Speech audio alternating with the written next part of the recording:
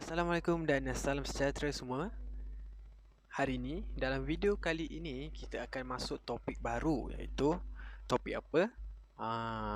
Dia agak topik ni cikgu memang suka, di mana dia menarik dan banyak boleh dilibatkan dalam kehidupan sebenar lah. Okey, jadi hari ni kita akan masuk topik yang berkaitan dengan kadar perubahan. Kadar perubahan apa tu? Okey, jadi kadar perubahan ni adalah dalam topik pembezaan. Jadi pembezaan ni banyak digunakan dalam bidang-bidang lain juga seperti fizik, kimia, biologi dan ekonomi dan lain-lain lagi lah. Okay, dalam bidang-bidang tersebut, dalam bidang fizik contohnya, dalam bidang fizik, pembezaan digunakan dalam menentukan kadar perubahan pergerakan sesuatu objek. Macam mana yang kita tahu kalau macam NASA sekalipun dia akan gunakan pembezaan bagi mengira macam mana kadar pergerakan roket yang ingin dihantar ke angkasa. Jadi manakala bagi bidang kimia pula, kita dapat lihat kadar perubahan kepekatan sesuatu bahan kimia itu untuk bertindak balas. Manakala bagi dalam bidang biologi, kita dapat lihat bahawa kadar perubahan ini dipakai apabila kita nak menentukan kadar kelahiran dan juga kadar kematian. Okey, jadi cikgu ada beberapa gambar yang ingin sharekan kepada kamu semua dan kamu kena teka sikit lah kan. Okay, jadi gambar yang ni okey, gambar ini siapa tahu ini gambar apa? Okey, ini adalah gambar LRT, di mana LRT ni berada di KL lah kan. KLRT ini juga mengaplikasikan konsep pembezaan di mana dia ada hal laju dan dia juga ada pecutan. Okey, kita pun tahu hal laju tu adalah kadar perubahan sesaran. Manakala bagi pecutan pula, pecutan ialah kadar perubahan hal laju. Jadi dalam bidang transportation pun ataupun pengangkutan pun ada menggunakan pembezaan. Jadi satu ada gambar kat sini. Okey, gambar yang ini gambar apa? Siapa boleh teka? Ini sangat-sangat ini sangat-sangat budak-budak tahulah ni. Suka sangat pergi tempat ni. Okey, apa? Okey, dia adalah roller coaster. Okey, roller coaster ni berada biasanya dekat dalam fun fair ada, dekat theme park pun ada ataupun dekat taman tema. Okey, jadi kan kita tahu roller coaster ni ada landasan dia yang bengkok-bengkok kan, ada macam naik turun tiba-tiba kan. Okey, jadi pembezaan ni digunakan dalam pembangunan roller coaster ni lah, di mana kalau kita tahu pun dia punya landasan roller coaster itu yang bengkok-bengkok, yang menjunam. Jadi di setiap kecerunan tu kita boleh kira, di setiap landasan tu kita boleh kira kecerunannya bagi memastikan keselamatan roller coaster tersebut apabila melalui kawasan-kawasan yang berbahaya. Jadi kita dapatlah kurangkan risiko di situ. Nampak tak? Aplikasi pembezaan ni dapat digunakan dalam macam-macam bidang. Jadi menarik bukan? Jadi apa kata kita jom kita teroka lagi apa yang ada dalam pembezaan ni, macam mana kita nak guna pembezaan ni dan apa lagi aplikasi-aplikasi yang ada dalam pembezaan ni. Jom ikut cikgu.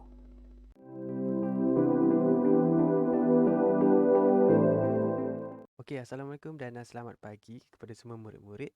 Jadi kamu semua pun dah tengok video intro yang cikgu dah hasilkan. Jadi kamu pun dah tahu yang hari ni kita akan mempelajari topik pembezaan, di mana kita akan masuk subtopik yang pertama iaitu had dan hubungannya dengan pembezaan. Jadi sebelum kita masuk kepada pembezaan, kita akan tengok dulu subtopik yang berkaitan dengan had. Okey, jom kita tengok. Okey, yang pertama cikgu nak buat sedikit aktiviti penerokaan, di mana kat sini cikgu akan sediakan satu jadual. Jadual ni ada berisi X dan juga satu fungsi iaitu 2X tambah 3. Mana apabila X cikgu 1, fungsi 2X tambah 3 kita akan dapat 5. Manakala bila X cikgu 2, fungsi kita iaitu 2X tambah 3 kita akan dapat 7. Jadi begitu juga bila kita X kita bersamaan dengan 4, 2X tambah 3 kita akan dapat 11. Jadi yang terakhir adalah apabila X kita menuju kepada 10, 2X tambah 3 kita juga akan menuju kepada 23. Okay, jadi pada sini kita dapat satu kesimpulan penting bahawa had bagi 2x tambah 3 apabila x menghampiri 10, iaitu kita akan masukkan saja x di dalam, kita akan masukkan saja 10 di dalam x. Kita akan dapat 2 darab 10 tambah 3 dan jawapannya adalah 23. Okey, jadi daripada yang kita lakukan tadi di mana kita masukkan x, kita masukkan nilai x ke dalam fungsi dan kita dapat nilai 23. Ini dipanggil sebagai kaedah gantian secara langsung. Okey, jadi cikgu akan berikan beberapa contoh. Okey, jadi kita akan tentukan nilai had bagi fungsi di bawah dengan menggunakan kaedah gantian secara langsung. Okey, kita ada dua soalan di sini. Okey, yang pertama, kita ada had bagi fungsi 12x tolak 15 apabila x menghampiri 3. Jadi, dalam kaedah gantian, kita cuma masukkan saja nilai x, mana kita akan darabkan 12 darab 3 ditolakkan dengan 15 dan kita akan dapat 21. Okey, bagi B pula kita ada had bagi fungsi 2x kuasa 2 tambah 3x tolak 6 apabila x menghampiri 0. Jadi perkara yang sama seperti soalan A, kita masukkan saja 0 ke dalam semua x di dalam fungsi kita. Jadi kita akan dapat negatif 6. Okay, negatif 6 adalah had, nilai had bagi 2x kuasa 2 tambah 3x tolak 6 apabila x menghampiri 0. Untuk 21 pula, ia adalah nilai had bagi 12x tolak 15 apabila x menghampiri 3. Okey. Okey, jadi yang seterusnya, apakah yang dimaksudkan dengan bentuk tak takrif? Okey, bentuk tak takrif ni ia maksudkan dengan nilai akhir ataupun jawapan yang diperolehi selepas kita menggunakan kaedah gantian secara langsung. Jawapan yang kita perolehi itu adalah kosong dibahagikan dengan kosong. Okey, jadi kita cuba lihat satu contoh. Okey, jadi contoh ni, tentukan nilai had bagi fungsi x kuasa 2 tolak 2x bahagi x apabila x menghampiri 0. Di sini ada typo sikit. Ini adalah kuasa 2 ya. Okey, menghampiri 0. Dan kita boleh tulis dia macam ni lah. Kita ada had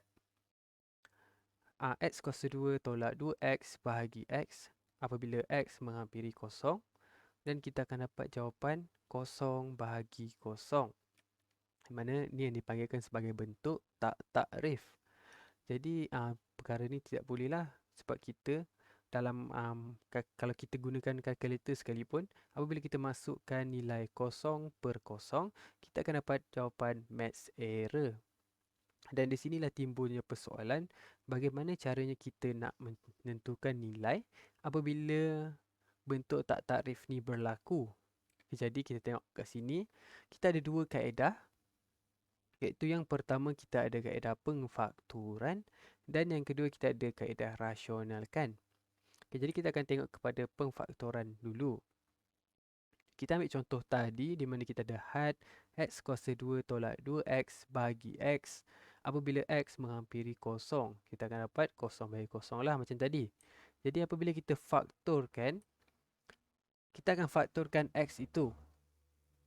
Mana kita akan faktorkan dia menjadi x didarabkan dengan x tolak 2 bahagi x.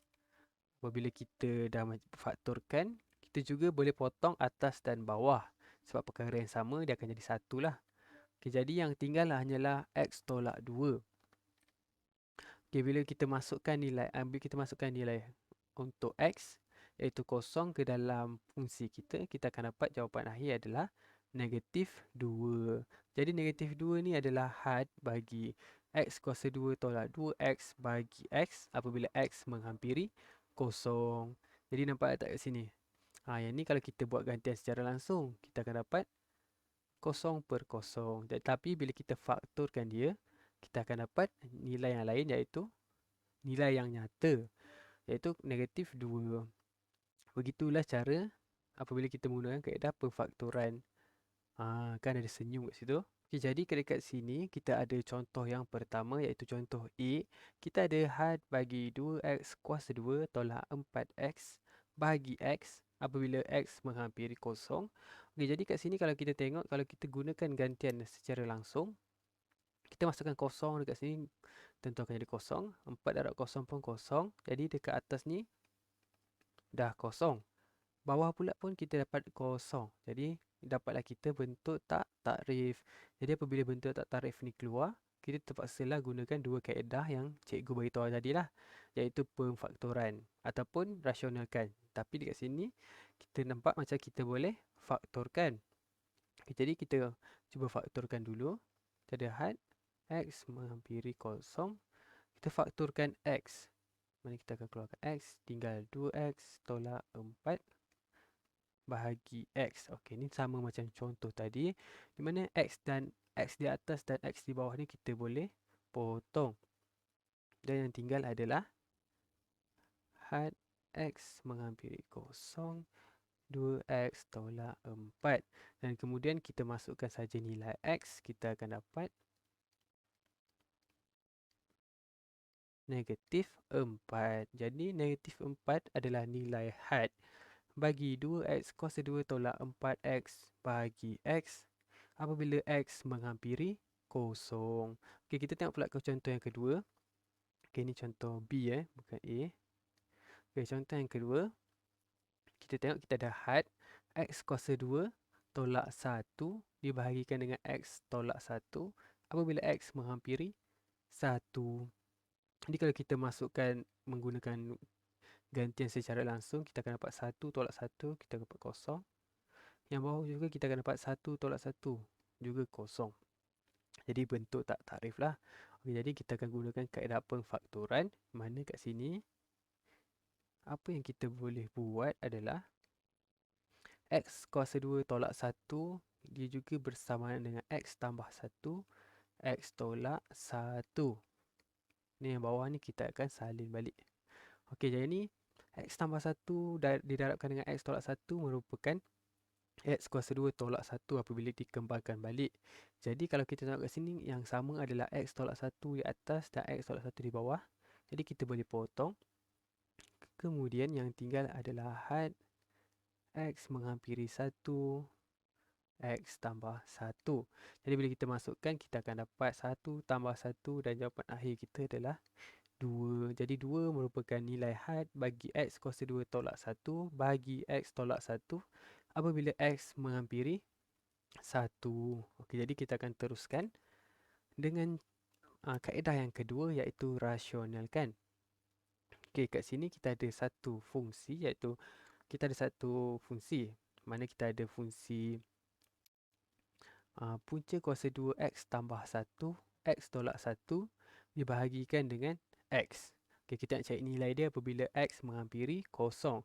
Bila kita masukkan kosong, kita akan dapat kosong bahagi kosong, iaitu bentuk tak takrif lah. Okay, kemudian macam mana kita nak buat? Kita akan rasionalkan. Okay, jadi apa yang kita boleh buat dekat sini adalah kita akan darabkan dengan conjugate. Okay, mana conjugate ni kita dah belajar semasa tahun-tahun yang lepas. Cikgu tak ingat dah, tapi ada kita dah belajar dah. Okey. Kenapa kita boleh darabkan dengan conjugate? Kalau kita tengok kat sini, conjugate ni sama je dengan kalau kita kan dia sama atas dan bawah. Jadi nilai dia sebenarnya 1. Jadi kalau fungsi ni pun darab dengan 1, dia tidak akan mengubah apa-apa maksud atau nilai lah. Jadi kita boleh darabkan dia. Kemudian kita akan dapat, okay, kita akan dapat macam ni lah. Okey, jadi yang atas tu kita boleh selesaikan, yang mana tambah 1 tolak dengan 1, kita akan dapat tinggal X saja. Dan X ni kita boleh potong di atas dan di bawah ni. Kemudian baru kita masukkan nilai dan akhir sekali kita akan dapat jawapan 1/2. Jadi 1/2 ni adalah nilai had bagi punca kuasa 2X tambah 1 tolak 1 bagi X apabila X menghampiri kepada kosong. Okey, jadi kat sini kita ada satu contoh lain. Okey, contoh ni cikgu akan buat tapi dekat Microsoft cikgu akan buat dekat whiteboard lah, sebab kat sini tak muat. Okey, jadi cikgu akan buka whiteboard cikgu. Okey, jadi dekat sini kita ada satu contoh yang melibatkan penggunaan rasionalkan. Jadi kita mula. Sebelum kita mula, kita tengok betul tak dia dalam bentuk tak takrif. Mana kita akan masukkan kosong. Dekat sini kosong, dia akan jadi kosong tambah 1, iaitu punca kuasa 2 1, kita akan dapat 1. 1 tolak 1 kita akan dapat kosong. Okey, yang bahagian bawah pula kita ada kosong di belah kiri dan kosong di belah kanan, yang mana kosong tolak kosong, kita dapat kosong. Dan akhir sekali kita akan dapat kosong bahagi kosong, iaitu di bentuk tak takrif. Okey, macam mana kita nak buat? Macam tadi juga, kita akan darabkan dengan conjugate. Okey, kita salin balik. Mana kita ada satu fungsi ini. Kita akan darabkan dengan conjugate dia. Mana 1 tambah punca kuasa 2x tambah 1 di atas dan di bawah juga sama. Okey, jadi kita darabkan yang atas dengan yang atas dan yang bawah dengan yang bawah.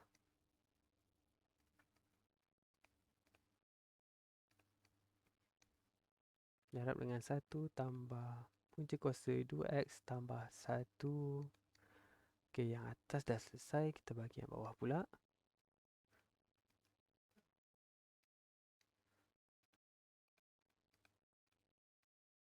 Pas 1. Okey. Baik, jadi kita akan darabkanlah dua kurungan ni. Jadi yang kita akan darabkan yang atas dan yang kita akan darabkan yang atas saja dulu supaya kita tengok boleh tak kita permudahkan lagi. Jadi kat sini kita akan dapat 1 tolak 2x tambah 1. Okey, yang bawah kita salin saja macam biasa.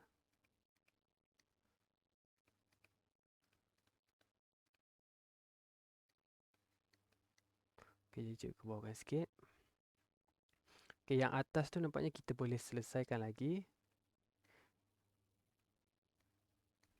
Mana saat kita akan kembangkan negatif, kita akan dapat ada 1 tolak 1, yang tinggal adalah negatif 2x. Kuasa 2 tolak x, 1 tambah punca kuasa 2, 2x tambah 1. Okay, jadi kat sini kita tengok yang atas ada x dan bawah ni pun ada x, dan kita boleh juga faktorkan dia. Okay, jadi kita akan faktorkan dia supaya lebih mudah.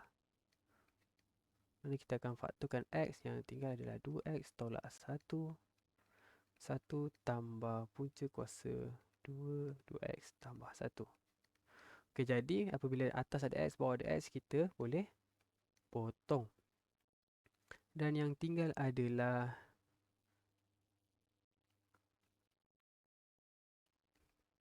negatif 2 di atas dan yang bawah tinggal 2x tolak 1. 1 tambah punca kuasa 2x tambah 1. Okey, jadi dekat sini kita dah boleh masukkan kosong ke dalam fungsi kita. Dan kita akan dapat negatif 2 di atas sama, dan bawah ni kita akan dapat, cikgu kira sebentar.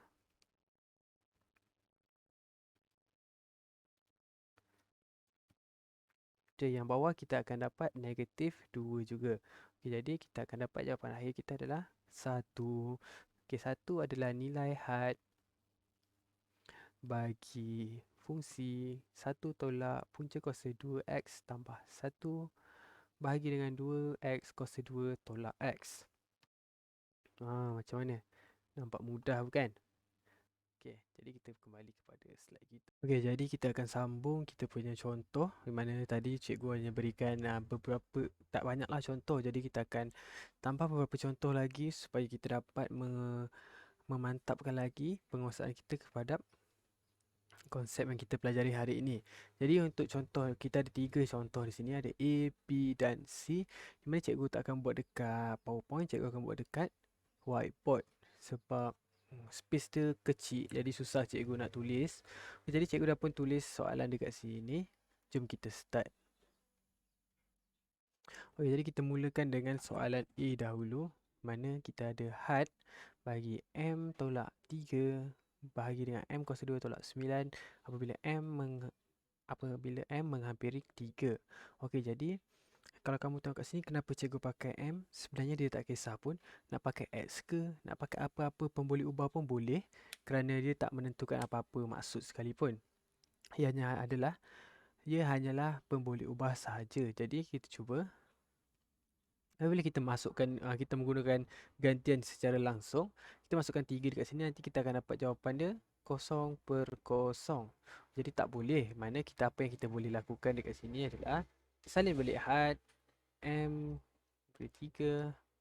Okay, yang atas kita tak boleh buat apa-apa. Manakala yang bawah ni, kita tahu kalau kita ada M kuasa 2 tolak dengan 9. Jadi kita tahu dia punya faktor adalah M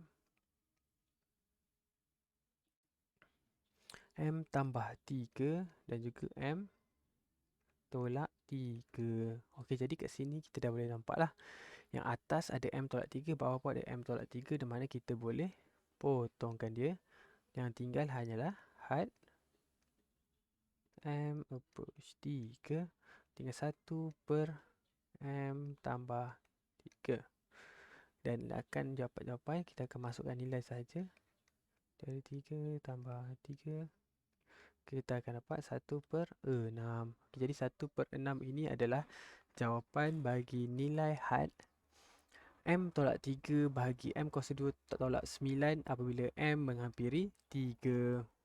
Okey, jadi kita akan pergi ke soalan yang seterusnya. Soalan ini cikgu rasa macam agak senang. Okey, mana kita pergi ke soalan B. Kita nampak ada kuasa 2. Okey, kuasa 2 selalunya kita memang akan gunakan rasionalkan lah.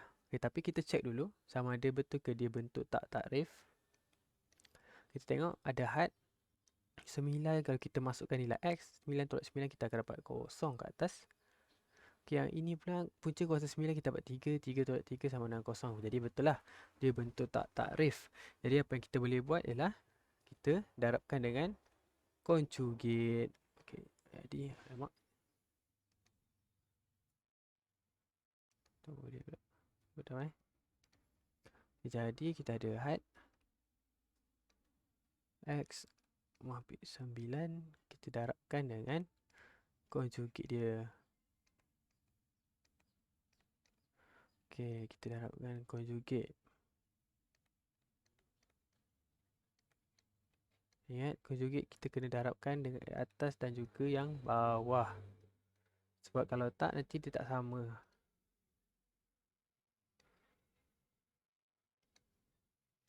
Okey, jadi kita boleh yang atas macam biasalah kita buat. Yang atas darabkan dengan atas, yang bawah akan darabkan dengan yang bawah.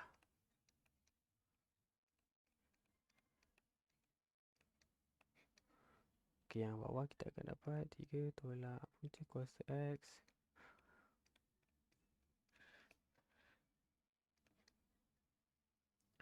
Okey, jadi apa yang kita akan dapat kat sini, yang bila kita selesaikan dapat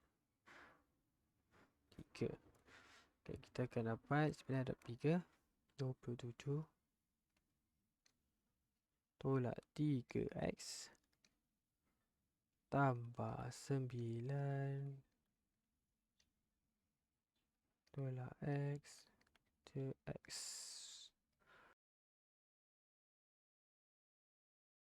Okey, yang mana yang bawah ni kita akan dapat 9 tolak dengan X. Okey, jadi kalau kat sini kan, yang atas ni cikgu dah kembang. Kalau kita boleh tengok kat sini cikgu dah kembang. Tapi bila cikgu dapat yang bawah ni, cikgu tengok 9 tolak X. Jadi sama dengan ni. Jadi cikgu rasa kita pakai balik yang atas tu supaya kita dapat potongkan dia di atas dan di bawah. Jadi cikgu biarkan je yang atas ni, kita tak perlu kembang.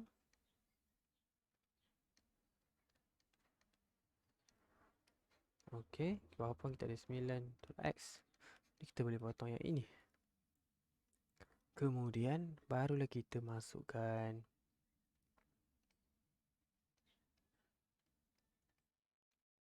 jadi kita ada 3 tambah X.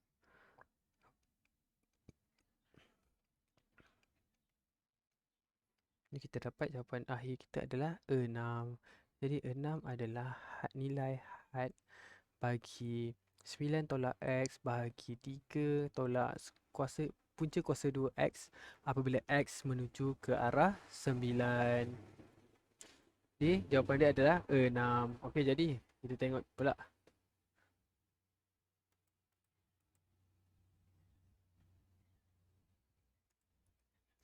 Okey, kita tengok pula contoh kita yang terakhir.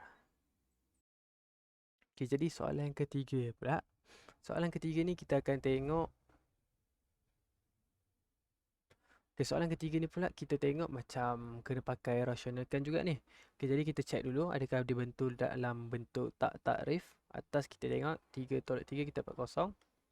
Yang bawah pula kita ada 3 tambah 1 4. 4 punca kuasa 2 2. 2 tolak 2 kita dapat kosong juga.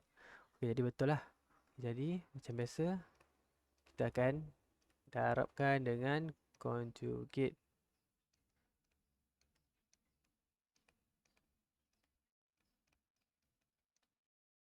Darabkan dengan conjugate.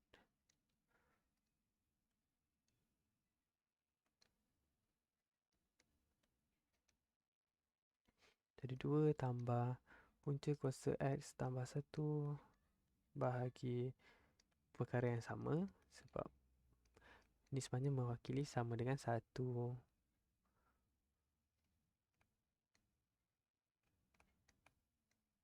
Jadi kita ada X tolak 3 dan juga 2 tambah punca kuasa X tambah 1.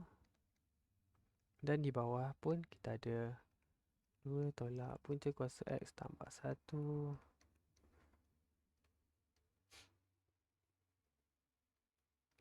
1. Jadi kita akan selesaikan yang bawah dulu lah. Kita akan dapat 3 tolak X sama je. Kita salin je balik.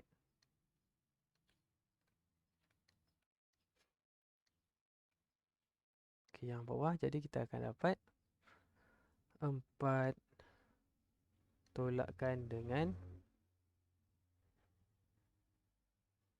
X tambah 1. Okay, jadi yang seterusnya apa yang kita boleh buat kat sini ialah yang bawah tu kita boleh selesaikan lagi. Kita ada 3 tolak X.